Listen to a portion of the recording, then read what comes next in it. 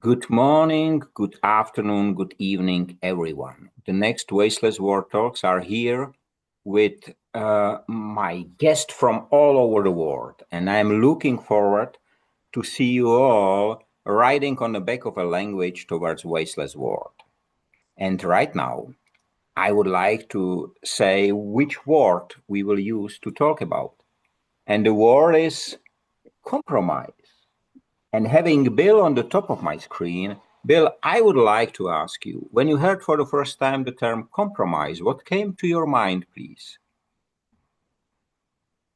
What came to my mind without a whole lot of thought is in this crazy world that we are in, we could all use a lot more compromise with each other. That's interesting. Kevin, for a long time we haven't you here, and I'm happy it's changed. So the same question for you. What came to your mind?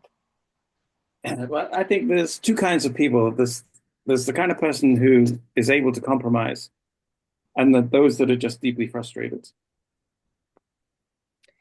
And last not least, you, Mark. What's on your mind?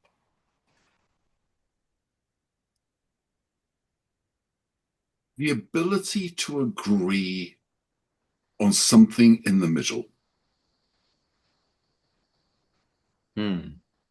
Which might not be in the middle, but basically somewhere in between. And that makes me think that where we like to think of a world that's black and white, the grey is far more interesting.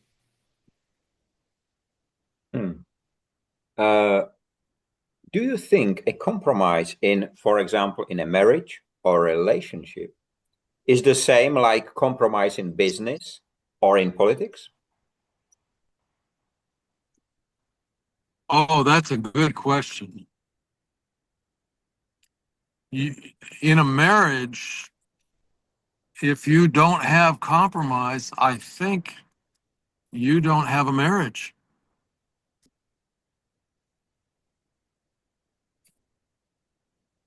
In any sort of partnership, if you don't have compromise, then you have one person in control, the keeper of all knowledge and truth. I think that's unrealistic, isn't it? Yeah, I think there's also, if it's a marriage, then there's pleasure in compromise. It's who wants to be, domineering or keeping somebody else down. The whole point of compromise is to achieve something, and if you're doing something alone, then you can be as uncompromising as you want. But if you're together with others, it's essential that you can compromise. It also highlights the fragility of rigidity.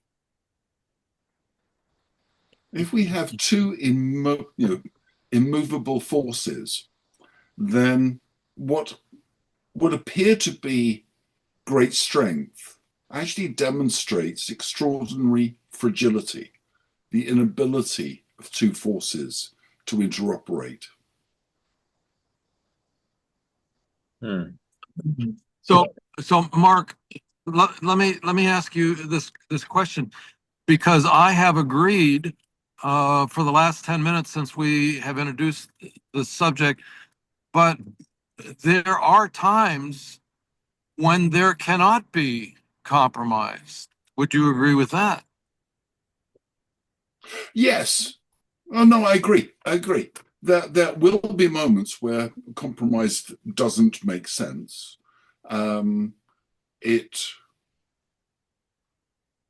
Because there is no perceived benefit by one or other party. And it's distinguishing between, if you like, essential opinions, essential decisions, and blind dogma. When people are so wedded to one way of thinking, and it comes back to marriage, if one is too wedded to one opinion, and takes the opposite view to another, then compromise cannot be reached.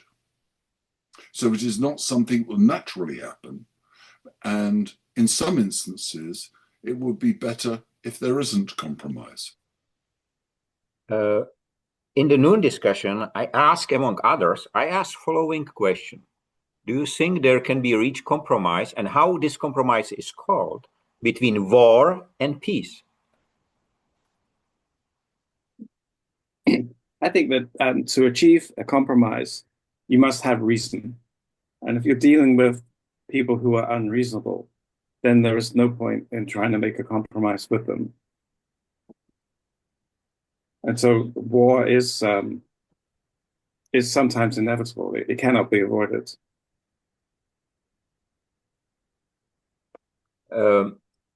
Usually in this discussion, we try to find out the opposite of the term. So what is the opposite of compromise?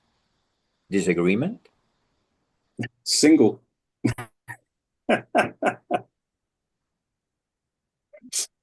Singularity, yes. Yeah. It's, because it's said generally that compromise is agreement between one and other, or one and more, or so. So we can say that the creation of countries and governments was such agreement. One king, so many agree. But right now, if you look at it, if you look at specific countries, there is one who decide, the population disagree with it, and still it is a compromise because it's done because of the will of one. Can we call this still a compromise?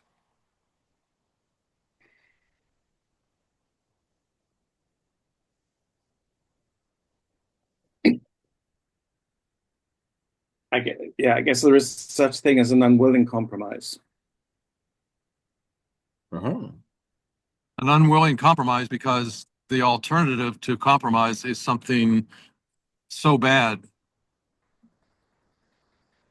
And what is the opposite of compromise? Singularity? Single? Is there anything else? Is it really the disagreement, for example? compromise, the first thing that's interesting, compromise assumes that there is more than one party. Therefore, it would appear that the opposite of compromise is that singularity. I like that. And I think the question then is, how does one measure compromise? On a simple level, one could say, it's the mean. If one's got two extremes, it's what is the middle ground. But compromise rarely is the middle ground. It's just somewhere in between. That the two parties agree it's a price worth paying to give that up. So you don't really know. It's not in between. It's no halfway mark, because you have to get inside the other party's head to understand what they'd be willing to give up and what they want so badly. And the other thing is that one might have difficulty initially compromising on one topic or one discussion. In business, it could be a pricing negotiation. But of course, that means that the discussion for compromise is being framed in a certain manner.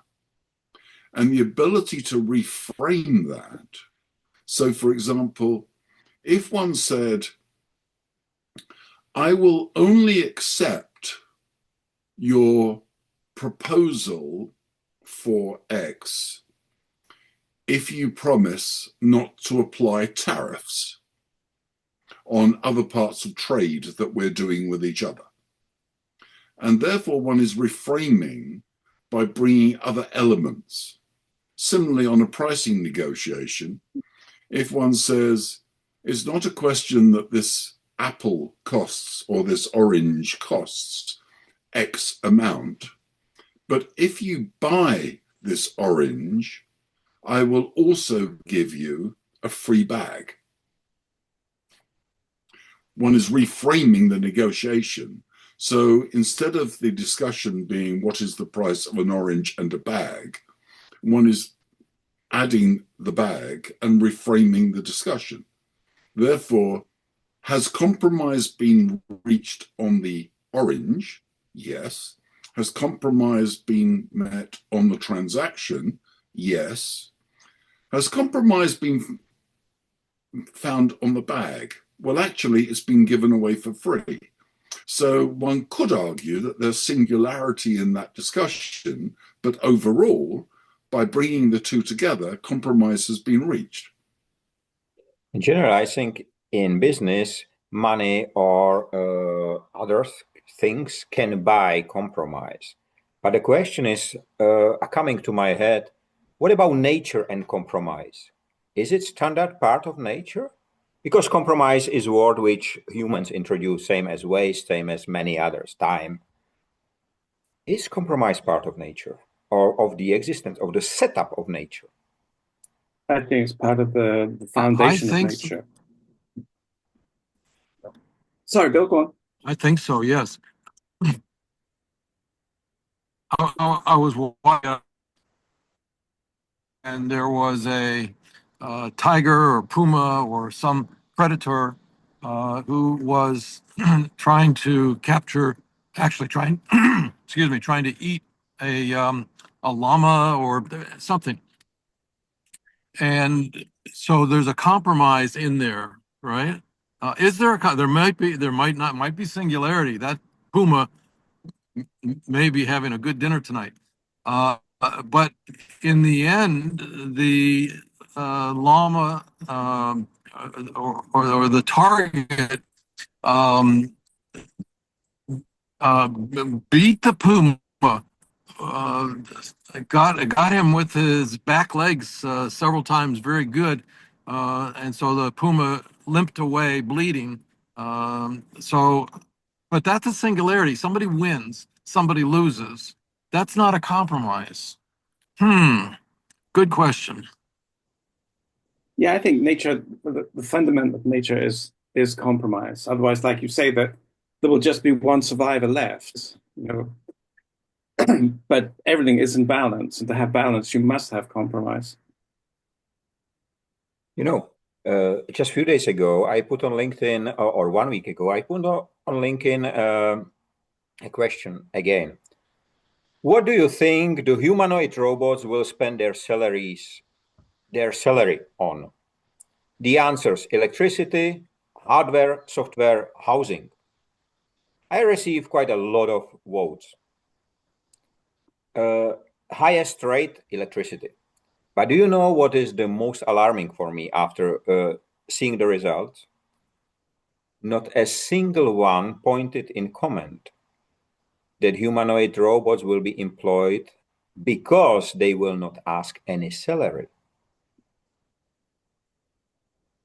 So I call it awareness pause, because it's not about the answer, it's about really thinking about it. That's not strictly true, though, Michael, because while the robot might not ask for pay, as the robot will require maintenance, which actually means cost.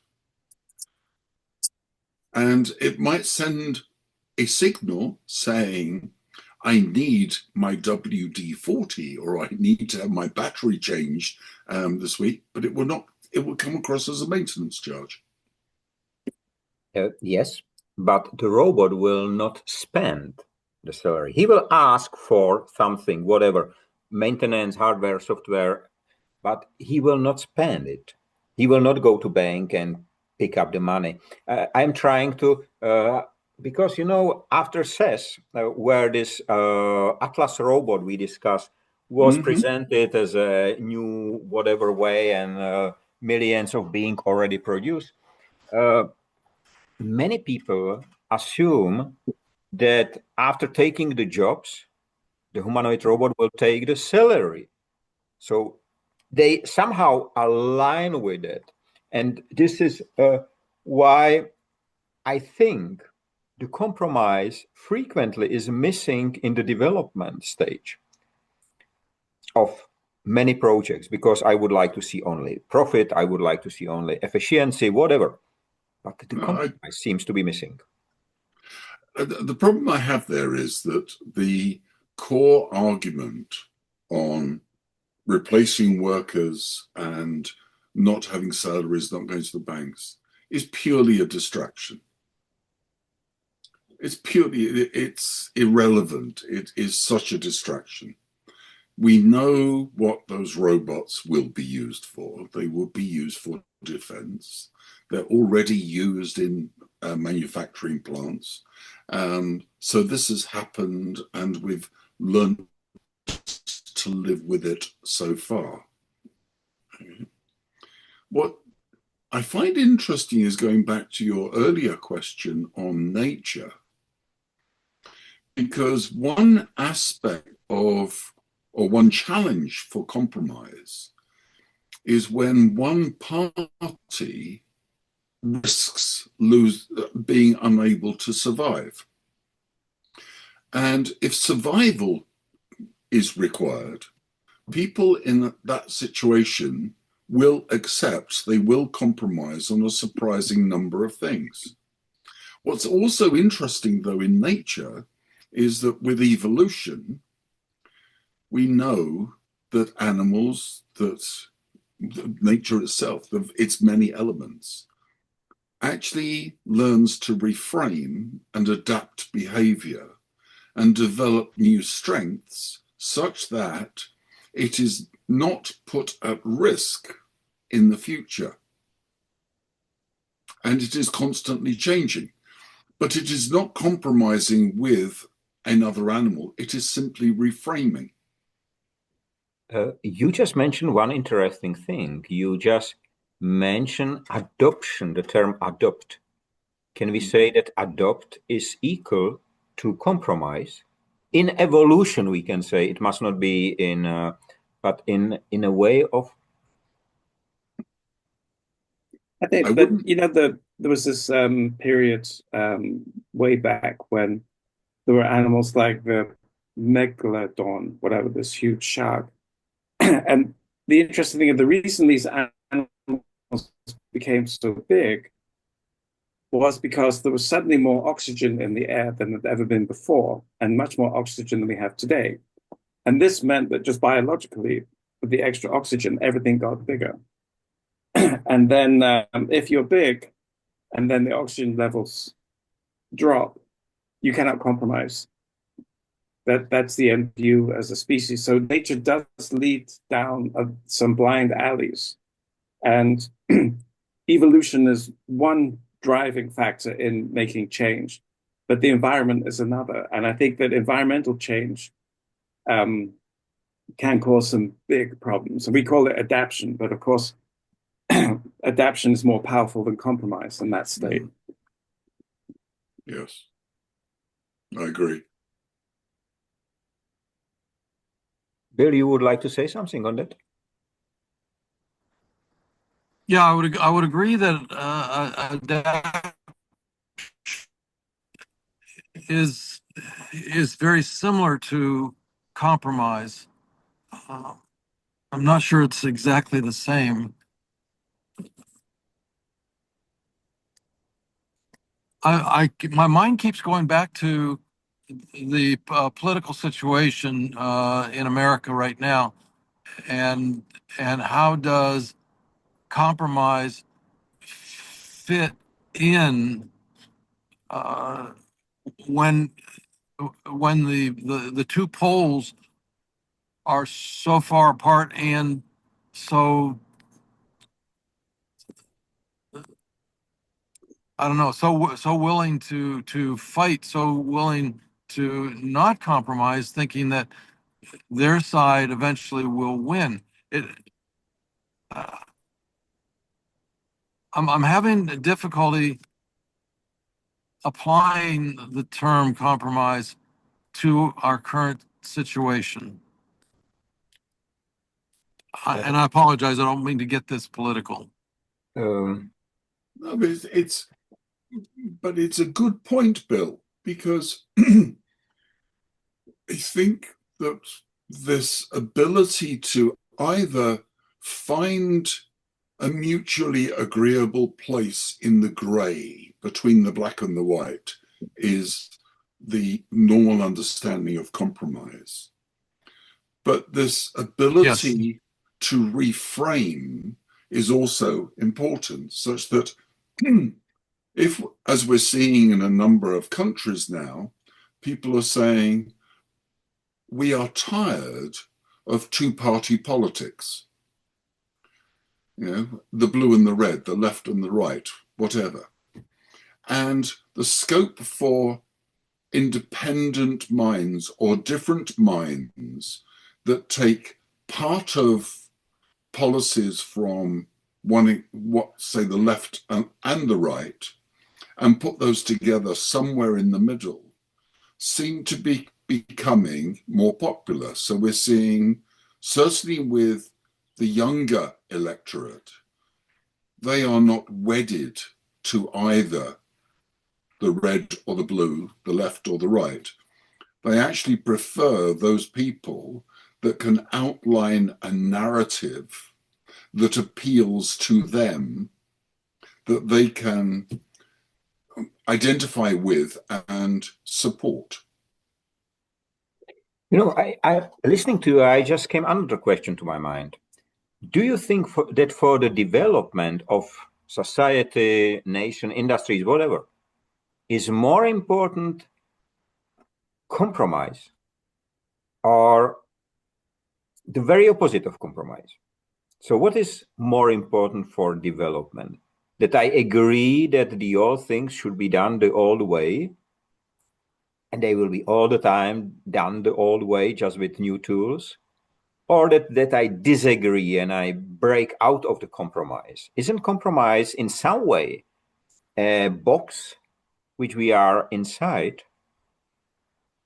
It's like an essential box is that society is a compromise. If you want to live in society, you must be prepared to compromise.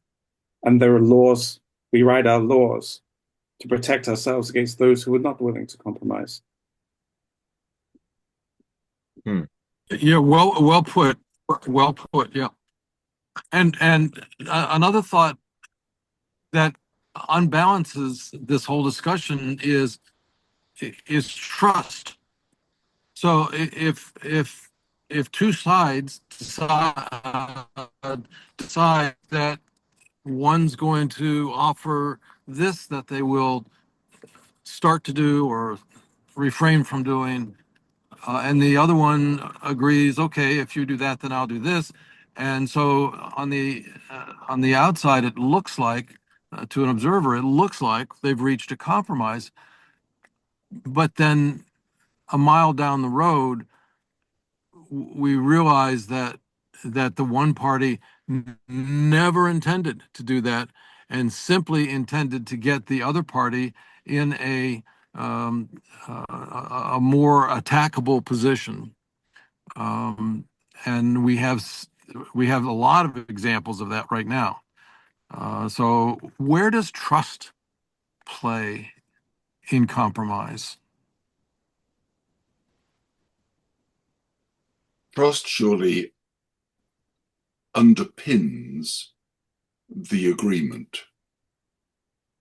And the moment that trust disappears, whatever has been agreed is thrown out of the window.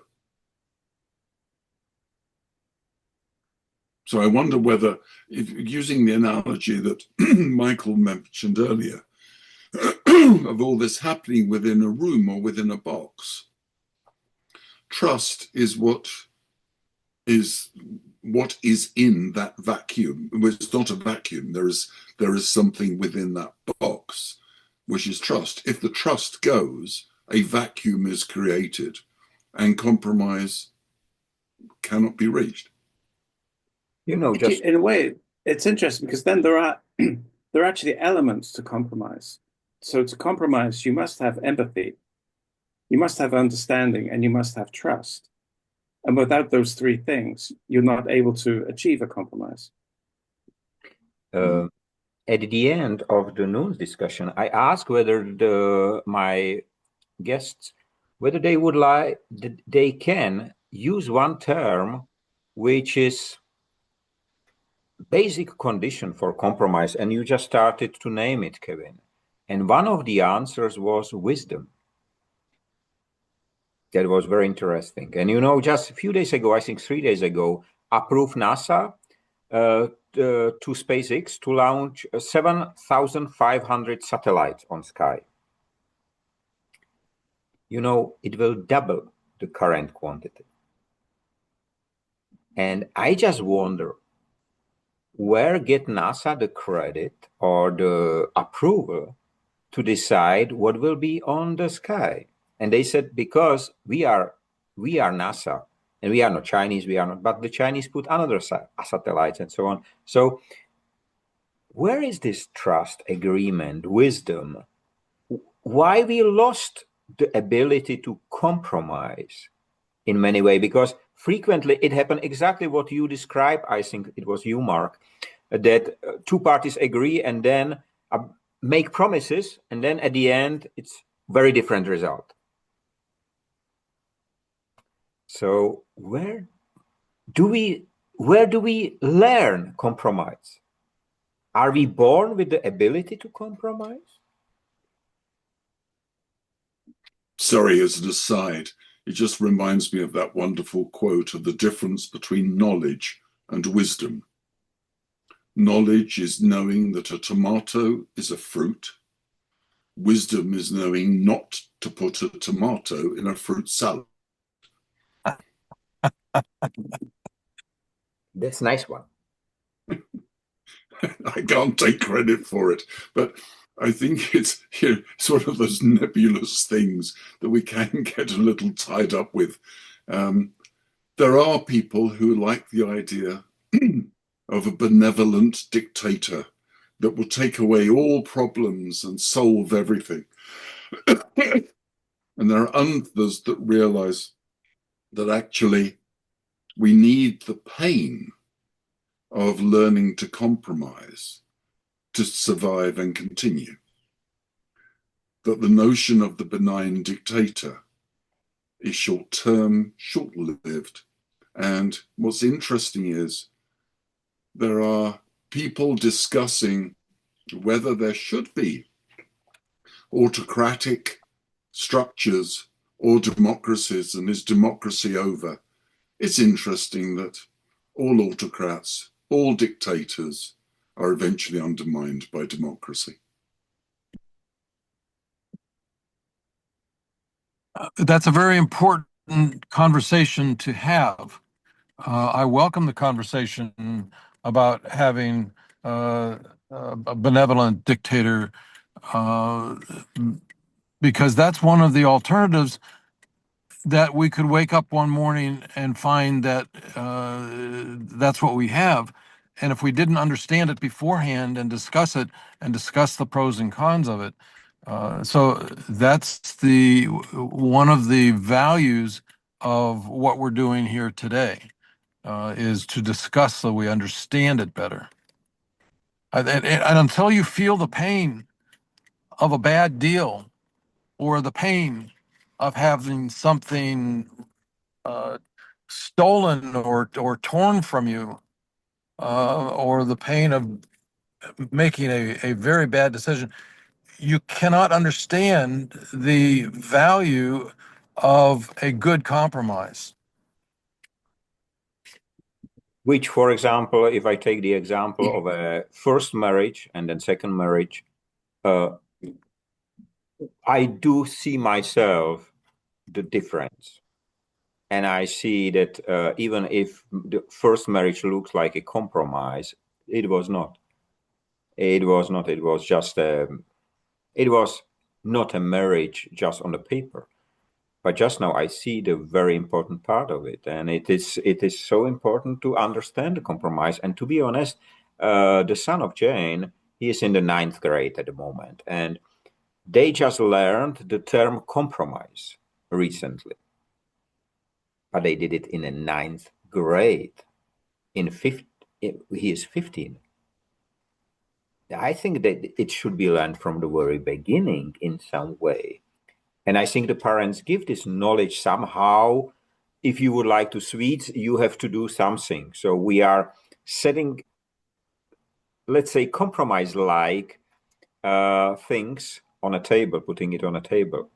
But I'm not sure if we are able. I was, to be honest, until this discussion today, I was never thinking about the term compromise in a different aspects way and so on. And it helps me to see it, same as the other terms.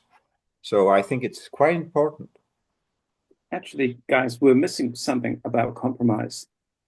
Does anybody know that gorgeous Russian term compromise? Yes. To be compromised. That is really interesting, because what does compromise mean when you've been compromised? Boy, we missed that one, didn't we? Holy cow. Yeah. To be compromised is to lose something, to be at a less favorable position. And how could that possibly be the definition when we just said compromising is finding the middle ground? Isn't it one of the hijacked terms? No, I don't think so. I don't it is think a proper, so. No.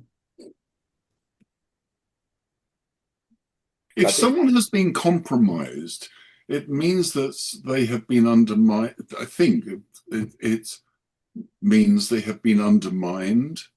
Their status has gone. They have lost authority.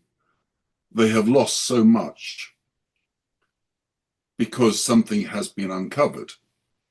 Yeah. A past misdemeanor.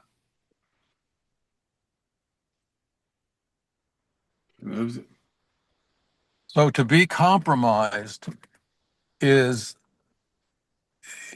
very close to the opposite of to reach a compromise. That's crazy that the same word would mean itself and the opposite. In Czech, the words are slightly different. Compromise means compromise, but to be compromitted is the other term. So we have the same at the beginning, but the end is slightly different. This is how we differentiate. But they must come from, well, they do come from the same source, clearly. Yeah. It reminds me on another awareness poll which I placed on LinkedIn. I asked, can you say yes? Can you say no? And the answer was yes or no. And it was very crazy to look at the results, how the people struggling what to say to be right. But it's quite similar. So compromise is, I don't think that our meetings here are compromise in any way. It's because we do not fight for our truth. We put our perspective. I know that Bill doesn't like the term truth. For our perspective, we discuss it. And I think the discussion is the key for compromise, because it's the key for understanding the others. And emotional intelligence is part of it. So we have 4 minutes left, just for info. If someone, go back to the business use of compromise, I'll take that as one example. It implies when negotiations commence that the two parties have different levels of authority, they have different strengths. If one party is compromised, then their negotiations position is completely changed. I guess it's like having to show cards at a table when one has been bluffing beforehand. And that undermining of the negotiating position of one party is really interesting. I still am intrigued and why the word promise appears in compromise, but that can be that is worth investigation after the call. Good question. Do you see, we have 2.5 minutes, do you see that you have made more compromises as a young one or today? As a last question. Definitely today. The older you get, the wiser you get, the more, yeah, the compromise is about giving as well as taking. And as a youngster, of course, you want more, but as you get older, it's just nicer to give. And so I associate compromise with giving. Yeah, as you were asking the question, the age also popped into my mind. That compromise is something with age. It's something that we learn. It's something that we are bitten by on occasion. Yeah, it's something we learn, so we are better able to compromise. And also, as you get older, there are fewer things that you can do. Your body may hurt a little bit more. So age definitely leads to compromise. Yeah, and I've stopped putting tomatoes in my fruit salad, so it must be a function of age. So the last minute just started, and I would like to thank you for a great conversation riding with me on the back of a language towards wasteless world. And I'm looking forward meeting again in 1 week. And until then, have a nice time, free of waste and wasting in all its forms. Stay safe, be free, and be human. With us, accept. I don't know how to put compromise in this greeting, but I'm sure until next time I will get it. So see you next week. Bye-bye. Right. Bye-bye.